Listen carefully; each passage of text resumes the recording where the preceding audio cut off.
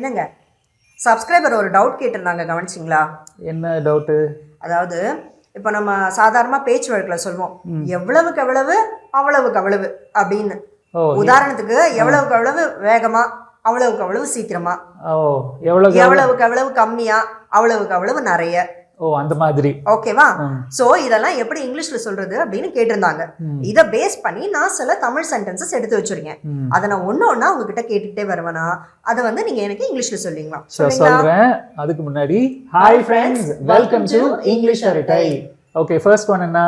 First one, நீங்க எவ்வளவுக்கு எவ்வளவு அதிகமா பிராக்டிஸ் பண்றீங்களோ அவ்வளவுக்கு அவ்வளவு அதிகமா கத்துப்பீங்க. ஓகே, எவ்வளவுக்கு எவ்வளவு அவ்வளவுக்கு அவ்வளவு. the more you practice the more you learn. சரி, இப்போ இதே சென்டென்ஸை வந்து if வச்சு சொல்லணும்னா if வச்சு சொல்லலாம்.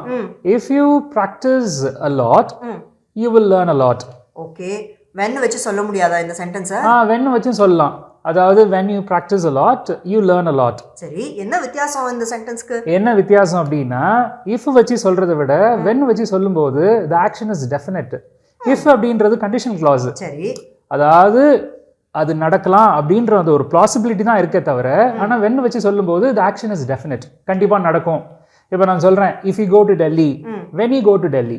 if you go to Delhi அப்படின்னும் போது நீங்கள் போனால், when you go to Delhi அப்படின்னும் போது நீங்கள் போகும்போது action is definite. Okay okay, very good. சரியா?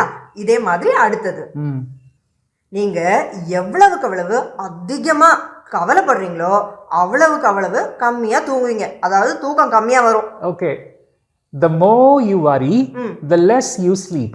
சரி, if வச்சு சொல்லணும்னா, if you worry too much you won't sleep well.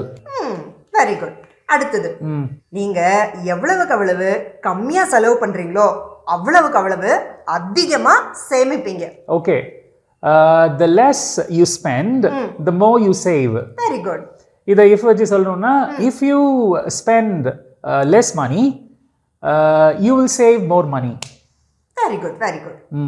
அடுத்தது, அவ எவ்வளவுக்கு எவ்வளவு கம்மியா இனிப்பு சாப்பிட்றாளோ அவ்வளவுக்கு அவ்வளவு ஆரோக்கியமா ஆயிடுவா. Okay, the less she eats sweets the healthier she becomes. சரி, இதே வந்து if வச்சு சொல்லணும் அப்படின்னா, if she eats less sweets she will become healthier. Very good. சரியா? அடுத்தது, நீங்க எவ்வளவுக்கு எவ்வளவு வேகமா ஓடுறீங்களோ அவ்வளவுக்கு அவ்வளவு அந்த இடத்தை சீக்கிரம் அடைஞ்சிருவீங்க. Okay, the faster you run the sooner you reach the place. Okay, இதை if வச்சு சொல்லணும்னா, if you run fast you will reach the place soon. Correct. சரியா? அடுத்தது, நீங்க எவ்வளவுக்கு எவ்வளவு சிறப்பா திட்டமிடுறீங்களோ அவ்வளவுக்கு அவ்வளவு விரைவா ஜெயிச்சிருவீங்க. அதாவது சீக்கிரமா ஜெயிச்சிருவீங்க. Okay, the better you plan the faster you succeed. Good. இதே if வச்சு சொல்லணும் அப்படின்னா, if you plan better you will succeed fast. Next one. சரியா? நாம எவ்வளவுக்கு எவ்வளவு நெருங்குறோமோ அவ்வளவுக்கு அவ்வளவு தெளிவா பார்க்க முடியும். Okay, the closer we get the clearer we can see.